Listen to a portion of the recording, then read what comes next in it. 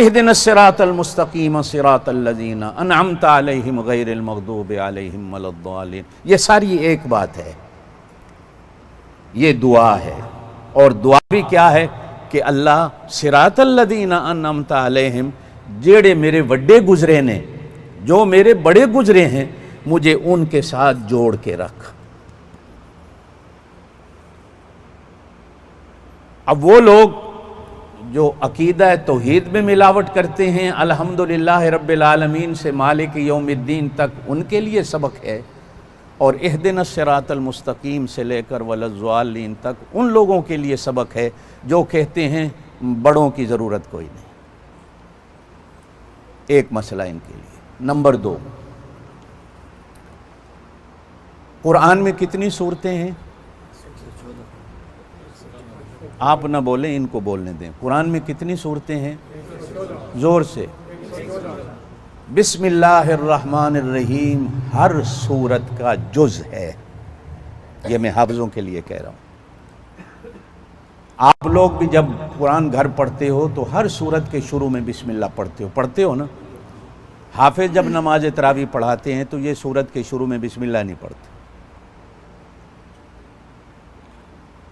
کوئی حافظ ہوگا جو دل میں پڑھے گا. یہ بھی بیٹھے ہیں جتنے، یہ گواہ ہوں گے نا. کسی ویلے دل یاد آ گیا تو دل میں بسم اللہ پڑھ لی. بسم اللہ الرحمن الرحیم پچھلی سورت کو اگلی سورت سے جدا کرتا ہے اور اگلی سورت کو پچھلی سے جدا کرتا ہے. پچھلی سورت اور تھی، اگلی اور ہے. درمیان میں بسم اللہ پڑھ کے نشان لگا دو کہ یہ دونوں ایک نہیں.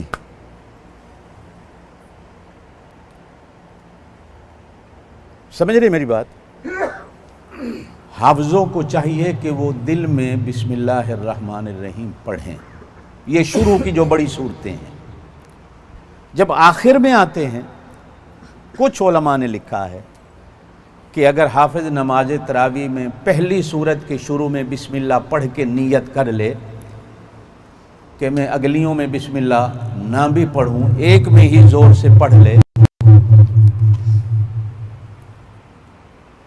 تو اس کے لیے جائز ہے. کچھ علماء نے لکھا. ورنہ اکثر علماء کا کہنا ہے کہ ہر سورت کے شروع میں بسم اللہ ہے. خاص طور پر جب والضحیٰ سے یہ آخری 20 صورتیں شروع ہوتی ہیں.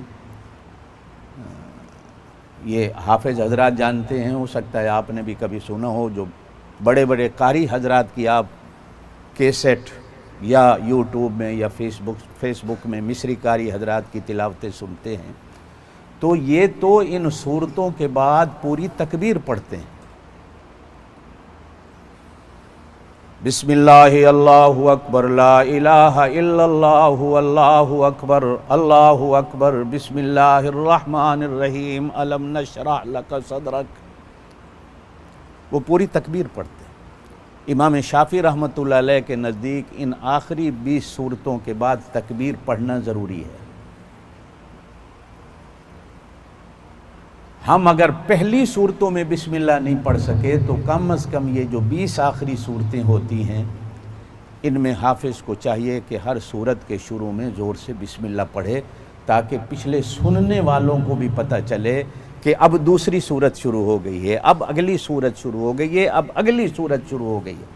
بعض علماء لکھتے ہیں والضحیٰ الم نشرح ایک صورت ہے. بعض علماء کہتے ہیں قل اعوذ برب الفلق قل اعوذ برب الناس ایک صورت ہے. ان صورتوں کے درمیان میں بسم اللہ نہ بھی پڑھا تو خیر ہے، لیکن ہمارے علماء کا کہنا ہے کہ قل اعوذ برب الفلق الگ صورت ہے، قل اعوذ برب الناس الگ صورت ہے، والضحیٰ الگ صورت ہے، الم نشرح الگ صورت ہے.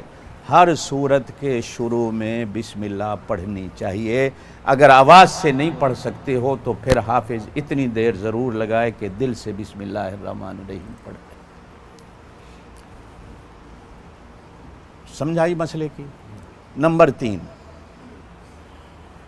ان حضرات کو سمجھانے کے لیے پہلی رکعت کو دوسری رکعت سے بڑا کرنا ہے. پہلی رکعت میں زیادہ منزل ہو، دوسری میں تھوڑی ہو۔ یہ نہ ہو کہ پہلی رکعت چھوٹی ہو، دوسری بڑی ہو، پہلا سجدہ بڑا ہو، دوسرا چھوٹا ہو۔ یہ نہ کرنا کہ پہلا سجدہ چھوٹا کر دینا اور دوسرا سجدہ بڑا کر دینا، یہ نماز میں مکروہ ہے۔ ہمیشہ یہ یاد رکھنا کہ پہلی رکعت کو بڑا کرنا ہے اور دوسری رکعت کو چھوٹا کرنا ہے۔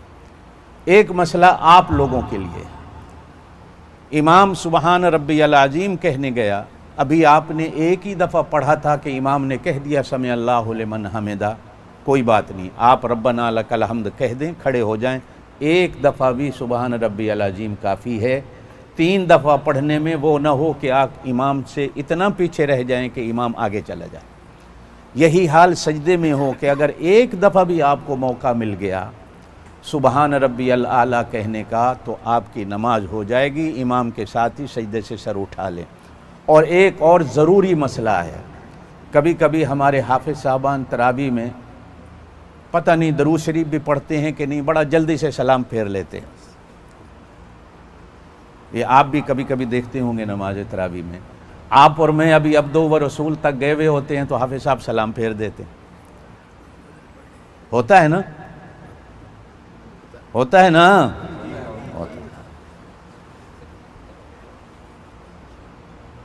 عبدہ و رسولوں سے آگے درود شریف پڑھنا نماز میں ضروری ہے۔